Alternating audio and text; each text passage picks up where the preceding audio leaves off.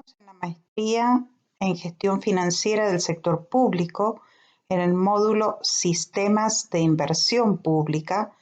Mi nombre es Claudia Nerina Boteón, soy profesora de la Universidad Nacional de Cuyo y he grabado una serie de videos para que avancemos sobre esta asignatura.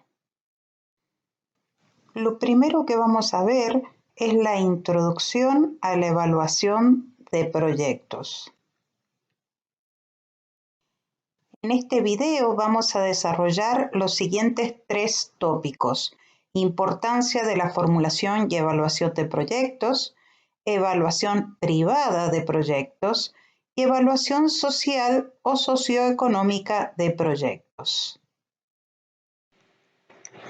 Antes que nada tenemos que ponernos de acuerdo en qué significa proyectos para un evaluador de proyecto, porque la palabra proyecto se utiliza en distintos ámbitos con distintas connotaciones. Un proyecto para un evaluador de proyecto es un plan de acción que implica utilizar recursos para obtener ciertos resultados en el futuro.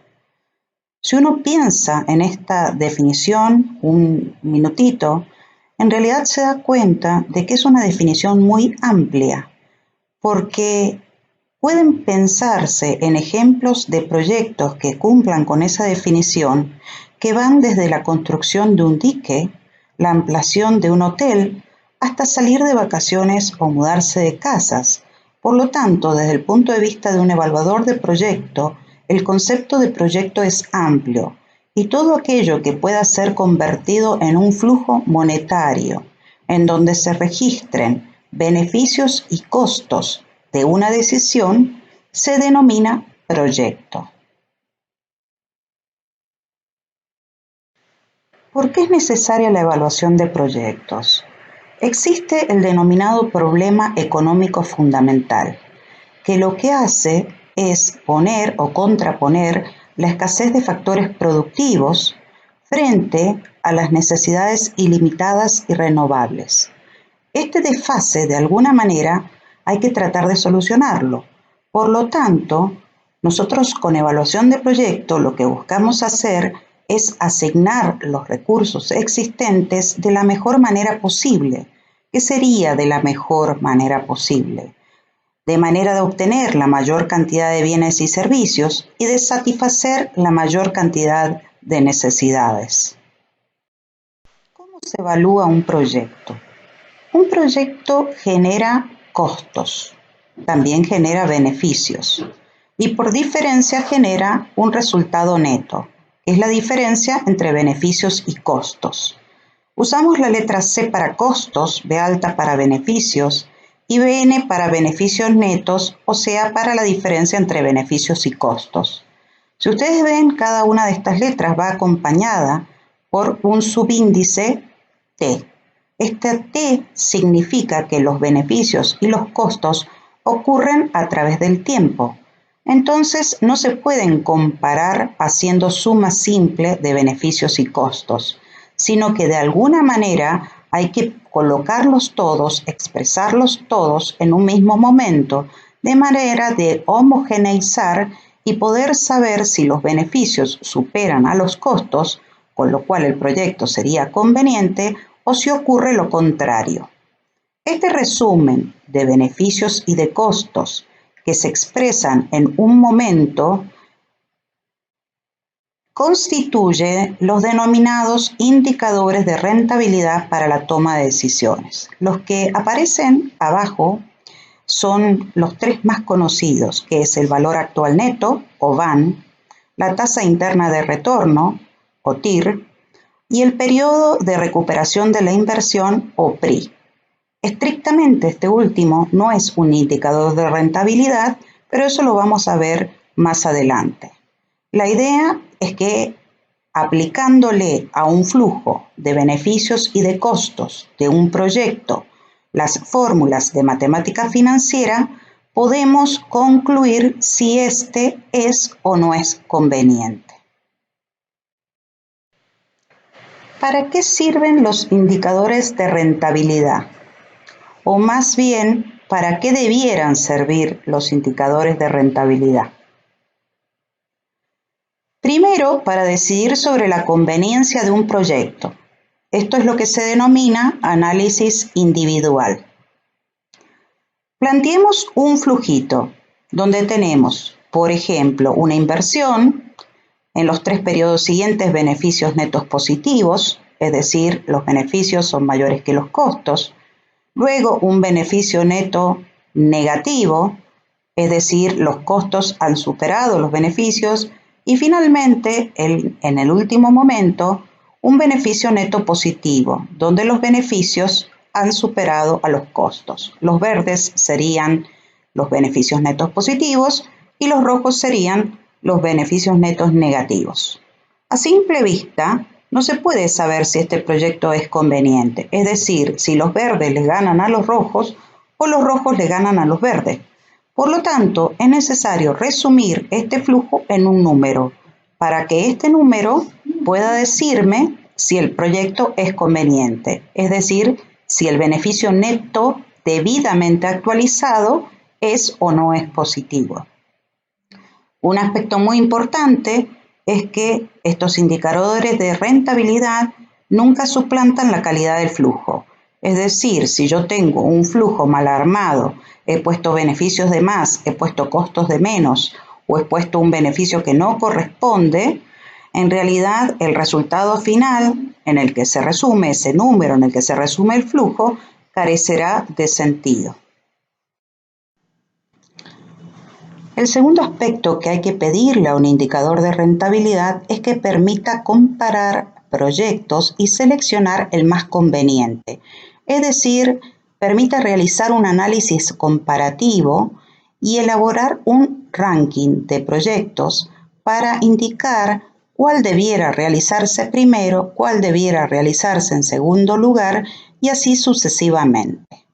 Tomemos 2 proyectos y hagámonos la pregunta, ¿cuál de estos proyectos es mejor?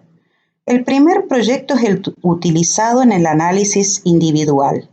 El segundo es el nuevo proyecto que se está incorporando, que tiene una fase de inversión más amplia que el anterior, demora más tiempo en realizarse la inversión, pero tiene todos beneficios netos positivos a partir de ella. Una diferencia adicional es que el primero dura más tiempo que el segundo proyecto. A simple vista, no se puede decir cuál de estos 2 proyectos es mejor y debemos recurrir a un indicador de rentabilidad.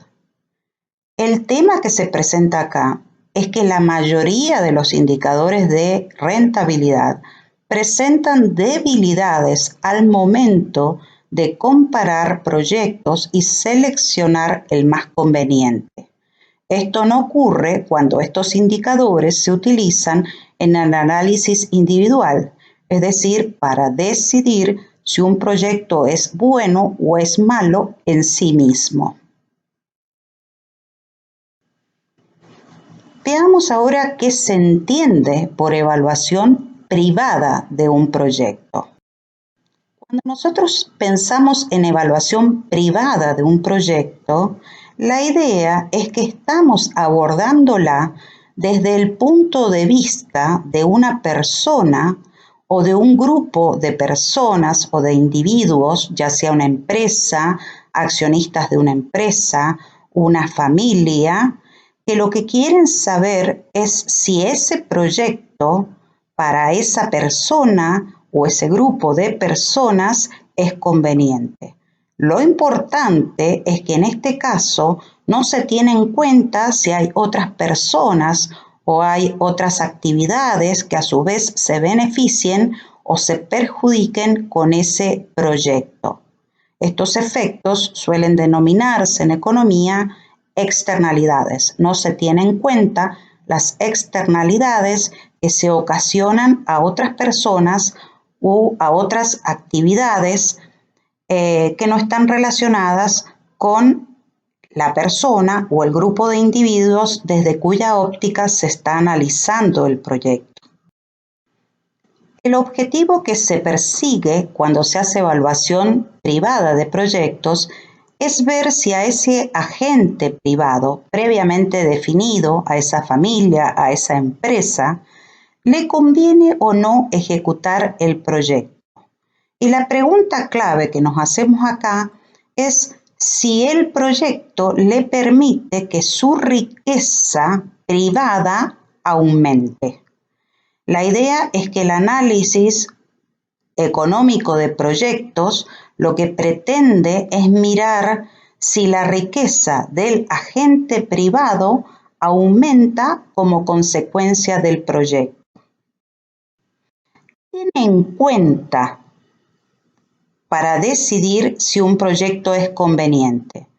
El proyecto le genera al inversor beneficios, también le genera costos y la idea es como ponerlos en una balanza y decir si los beneficios superan a los costos o si ocurre lo contrario. En el caso de que los beneficios superen a los costos, el proyecto será conveniente. Previamente, antes de poner los beneficios y los costos en esa balanza, deben ser homogeneizados, es decir, deben ser actualizados, llevados al momento cero, calculados a valores actuales para poder compararlos. ¿Cómo se determinan los beneficios y los costos? Para determinar los beneficios y los costos, nosotros tenemos que comparar. Y acá se comparan dos situaciones. Una situación que sería la situación en la que no se hace el proyecto o situación sin proyecto, también se suele denominar situación base a esta, contra la situación en la que sí se realiza el proyecto o situación con proyecto. De esa comparación surge lo que se llama la identificación, cuantificación y valoración de los beneficios y los costos. El proceso hay que hacerlo en ese orden, porque no se puede valorar lo que no se cuantificó, no se puso en unidades físicas y no se puede cuantificar lo que no se identificó, no se dijo qué era lo que había que cuantificar. Por eso hay que hacerlo con ese procedimiento, siguiendo ese orden lógico de análisis. Más adelante vamos a ver qué significa identificar, qué significa cuantificar y qué significa valorar con más detalle. ¿Cómo se comparan los beneficios y los costos? Para poder comparar los beneficios con los costos, es necesario previamente homogeneizarlos. En evaluación de proyectos, generalmente se calcula el valor actual de los beneficios con la fórmula de valor actual que vimos en matemática financiera, y lo mismo ocurre con los costos, es decir, se calcula el valor actual de los costos. De esta forma, tanto beneficios como costos están expresados en un mismo momento en el tiempo y son absolutamente comparables. Al ser absolutamente comparables, se pueden restar y esa resta recibe un nombre especial, que es valor actual neto. Es decir, el valor actual neto o indicador VAN es igual a la diferencia entre el valor actual de los beneficios y el valor actual de los costos. Por eso normalmente uno escucha que si el VAN es positivo, el proyecto es conveniente porque estamos diciendo que el valor actual de los beneficios es mayor que el valor actual de los costos. Hasta ahora hemos visto evaluación privada de un proyecto, pero ahora pasamos a ver lo que es evaluación socioeconómica de un proyecto. Veamos ahora lo que es evaluación socioeconómica o social de un proyecto. Social o socioeconómica es exactamente lo mismo. A mí me gusta usar la palabra socioeconómica porque es más abarcativa, ya que vamos a hacer una evaluación económica desde el punto de vista de la sociedad. Es decir, cuando nosotros hacemos evaluación social de un proyecto, lo abordamos desde el punto de vista de la sociedad o de la comunidad en su conjunto. Por lo tanto, previo a evaluarlo, es necesario definir la comunidad objetivo. Puede ser que el proyecto sea abordado desde el punto de vista de un país o desde la óptica de una región dentro de un país, de un municipio o de un barrio. Pero cuando vamos a hacer la evaluación, lo primero que hay que hacer es definir a partir de qué punto de vista se va a evaluar. Cuando nada se aclara, la evaluación social se está haciendo desde la óptica del país como conjunto. El objetivo que persigue la evaluación social o socioeconómica es ver si a la comunidad previamente definida le conviene o no ejecutar un proyecto.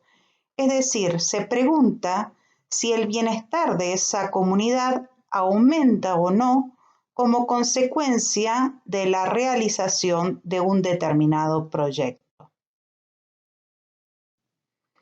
¿De qué depende entonces el bienestar de la comunidad? Si vamos a mirar si el proyecto mejora o no el bienestar de una comunidad, necesitamos saber de qué depende el bienestar de una comunidad. Depende de varias cosas, depende de la disponibilidad de bienes y servicios del país, depende de la distribución de esos bienes y servicios entre las personas que son miembros de ese país y de otras variables como por ejemplo el respeto por el derecho de propiedad, el respeto por las instituciones, el poderío político que tienen los países vecinos, el conflicto que tiene nuestro país con otros países, o por ejemplo de la composición y monto de la inversión extranjera. Cuando uno hace evaluación socioeconómica de proyectos, en realidad solo se concentra, por lo menos en principio, en la disponibilidad de los bienes y servicios. Es decir, si el proyecto en neto nos genera una mayor disponibilidad de bienes y servicios, ese proyecto es conveniente desde la óptica o desde el punto de vista del país en su conjunto.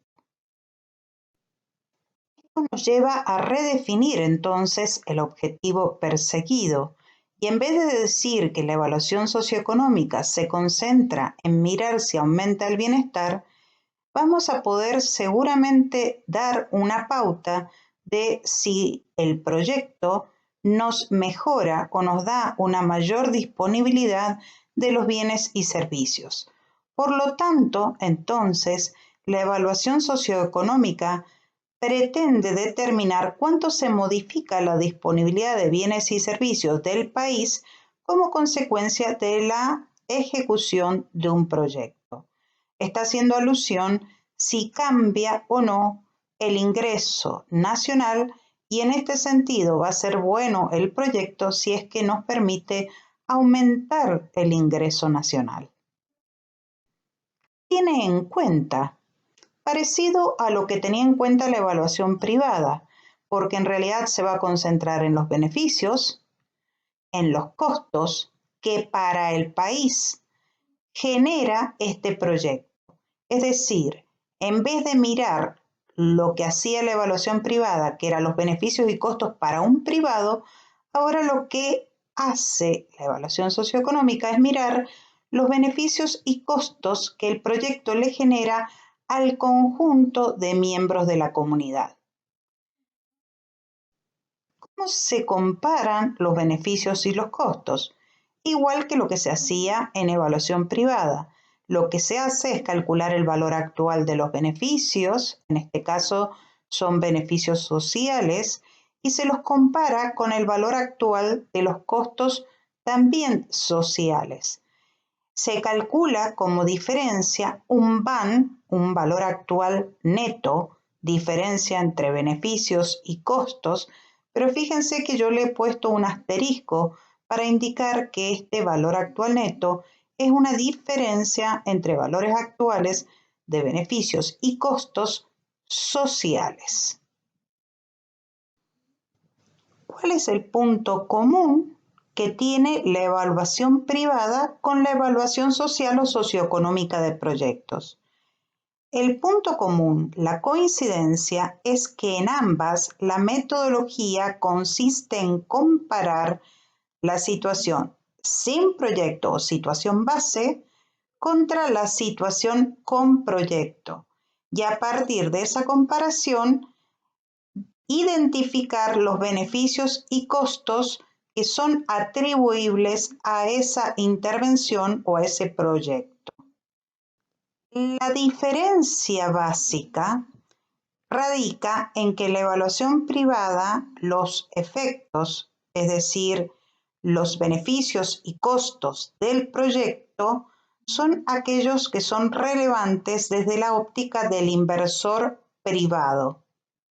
En cambio, en la evaluación social o socioeconómica, los beneficios y costos son aquellos que son relevantes para todos los grupos de involucrados. Por eso, en evaluación socioeconómica es muy importante identificar claramente cuáles son los actores económicos que forman parte de la comunidad.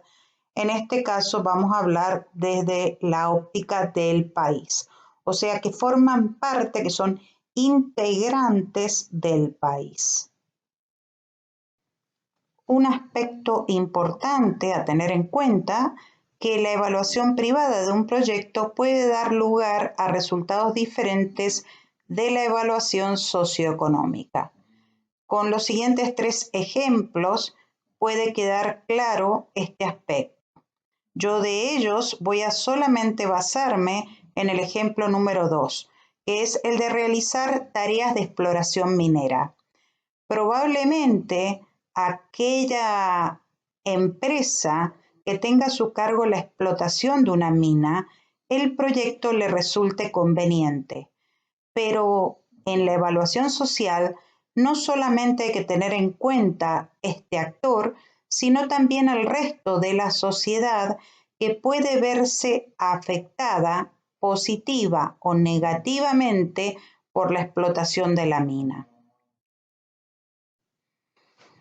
Veamos un cuarto ejemplo, que se trata de un proyecto de la instalación de una fábrica de producción de un bien X, por ejemplo, papel, que con sus residuos contamina las aguas de un río.